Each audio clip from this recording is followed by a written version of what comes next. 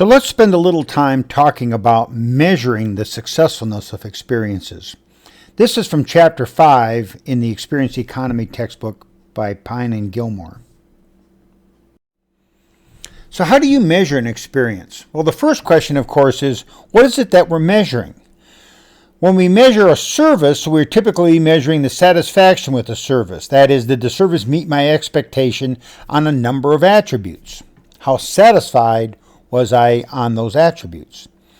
Well, with an experience, we're really trying to figure out, was the experience engaging? That is, did the experience stimulate my mind and body? Measuring the service component of an event would be very straightforward. Here's an example from the Orleans Arena when we did a survey for them a few years ago. We looked at the satisfaction with the arena services, that is, parking, cleanliness, food quality, menu variety, staff courtesy, and restroom cleanliness. We then asked them questions about this particular event, in this case, a concert. And we asked them questions like, how satisfied were you with the lighting, the music selection, the merchandise quality, the band sound quality, and the overall show? As you can see, this is an attempt to try to measure the individual satisfaction with the experience. But it doesn't really get at the core notion of, was the experience in fact engaging? So how would we evaluate the successfulness of the experience? Well, one way might be to ask some survey questions, much like we ask survey questions about the service aspect of the experience.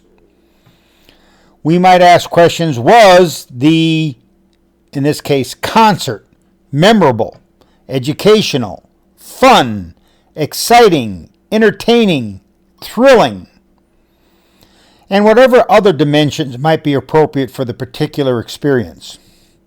This is an example of something called an experience scorecard, and it allows you to evaluate the experience on a number of experientially based dimensions. And of course, the whole goal is to figure out how we might improve the experience over time.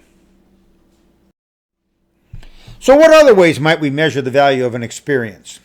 Well, some ways to measure the successfulness of an event or an experience might be memorabilia sales.